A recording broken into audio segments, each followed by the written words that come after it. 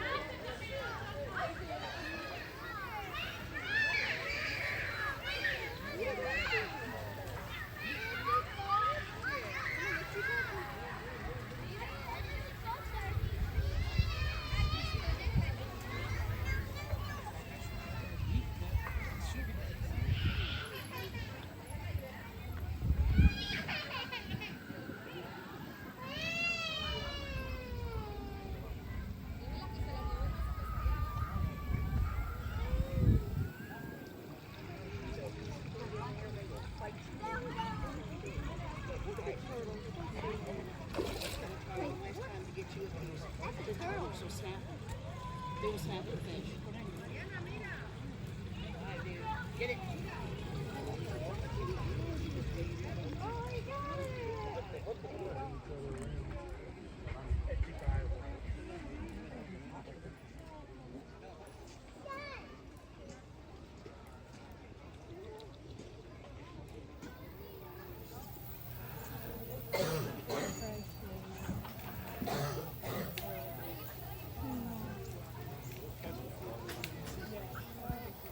I can mouth open.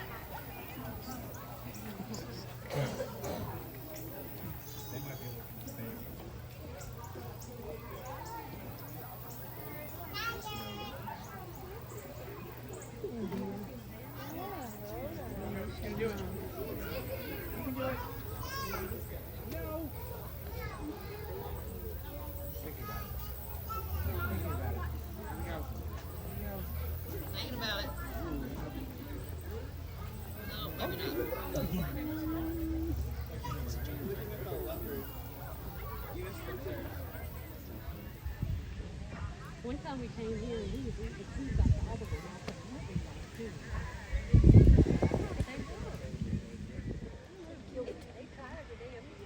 They don't say it. I would rather be in the water.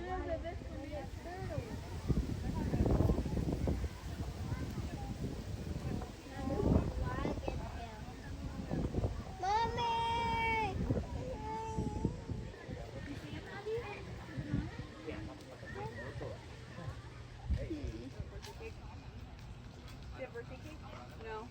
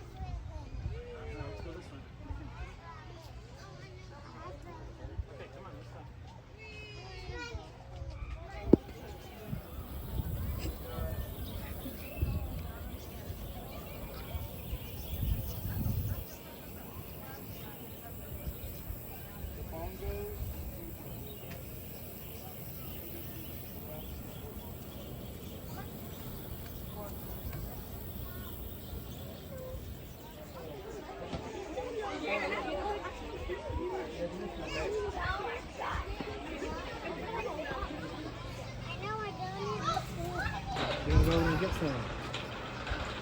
Oh, this one?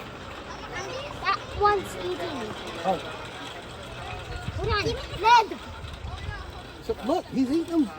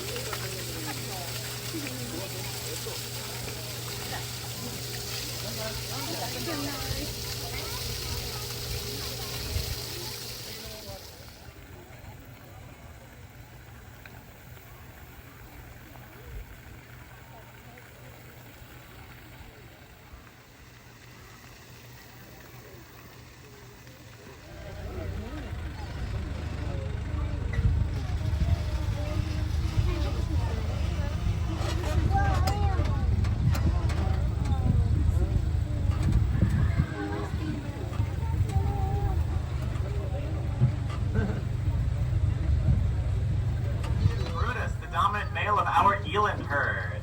He's actually a lot closer to the train than he usually is, so you guys are getting a pretty good look at him. Eland are the largest antelope species in the world, with males like Brutus here getting up to 2,000 pounds and females getting up to 1,000.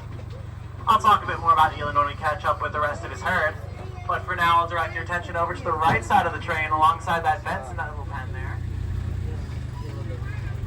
Coming up on the left side of the train, sitting in the sand right there, you're going to see a very large, very majestic, somewhat goofy looking bird. This is one of our ostriches. Ostriches are the largest birds in the world, and they lay the largest eggs in the world. They are also capable of running up to 45 miles an hour, making them the fastest flightless birds in the world, so a lot of world records going for ostriches there. This one here is a female, as you can tell from her brownish gray feathers. If you want to get a look at some of those, we do have some on our lemur loop near the train station.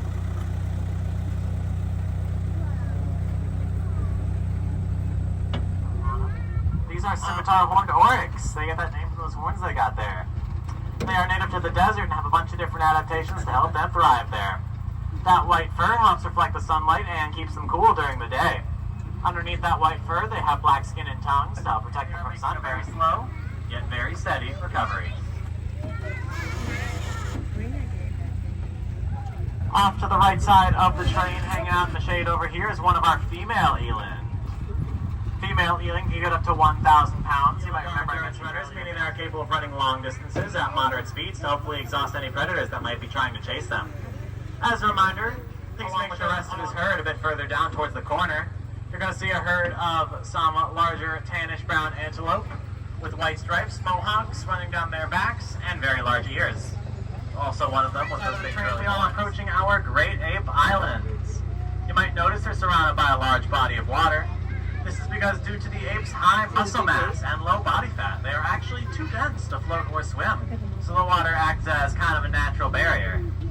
This first sound on the right over here has our chimpanzees, Dave up front and on the ground, and Abby up there on the play structure. In the wild, chimpanzees travel in large groups called troops, with a dominant male protecting them while they forage and hunt for their food. That's right, they're actually very capable hunters. While they are known to sometimes eat termites, they will also occasionally go out of their way to go after monkeys or even small antelope. They are usually found on the ground, but will sometimes go up in the trees to forage, hunt, or sometimes just hang out. This next island over here has our orangutans on it. We got our big boy Farley up front on that play structure, and out in the back underneath that other wooden structure there, we've got Zoe, and if you look closely, you'll be able to spot little baby Flynn hanging out with her. Flynn is about a year old, so he's still pretty tiny, but you might be able to spot him. Orangutans are the most arboreal of the great apes, meaning they spend more time in the trees than any other ape. Their diets consist of bark, leaves, fruits, bird eggs, and some other stuff like that they can find. Sadly, both orangutans and chimpanzees are critically endangered in the wild due to deforestation and poaching. Off to the right side of the train, you're going to see a herd of some reddish-brown antelope with white stripes running down their sides. If you look closely, you might even be able to spot a few babies. This is our herd of Inyala. Inyala communicate with each other using a dog-like bark, and in the wild, they're often found following behind troops of baboons to pick up any leftover fruit they leave behind. A couple of smaller golden-brown animals with white underbellies and black racing stripes. These are Thompson's gazelle, otherwise known as Tommies. They're the most abundant prey animal in all of Africa, but don't get too worried about them because they can run up to 50 miles an hour, and they get by on just about 1 hour of sleep a day, broken up into 5 to 10 minute naps throughout the entire day. Pretty hectic sleep schedule for a human, but the Tommies seem to have it figured out. On the left side of the train on the ground, you guys might have noticed a large clutch of eggs right there. Those are ostrich eggs. Ostrich eggs are the largest eggs in the world, weighing between 3 to 5 pounds, being roughly equivalent to about 24 chicken eggs. It's a lot of protein if you ask me. There are no male ostriches in this yard, so those eggs are not fertilized and therefore will never hatch. Antelope. You can probably guess where they got that nickname from. It's from those cool horns they got there. These Gemsbok are off in this yard to the side by themselves because Gemsbok are actually extremely aggressive and territorial. In fact, so aggressive and territorial that in the wild they will often go out of their way to start fights with lions and win.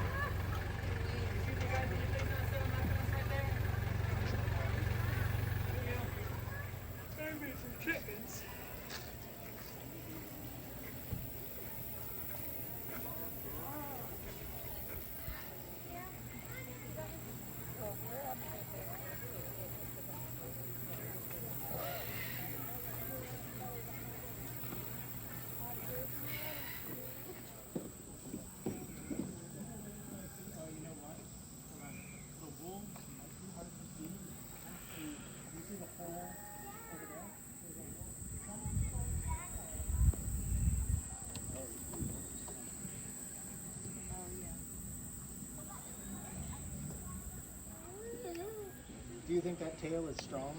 It's a good swimming tail. Mm-hmm.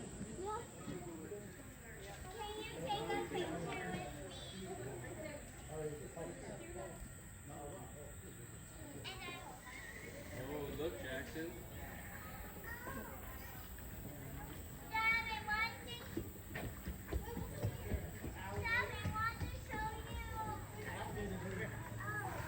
Should we see the alligator?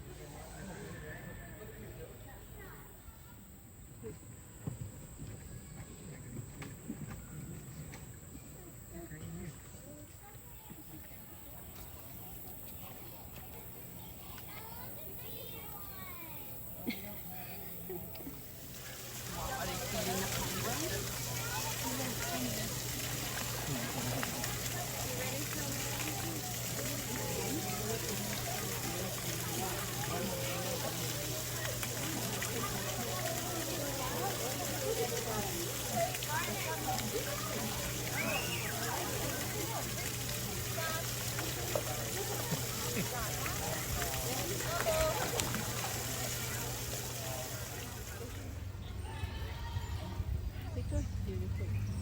In Colombia, you are going to see a lot of those.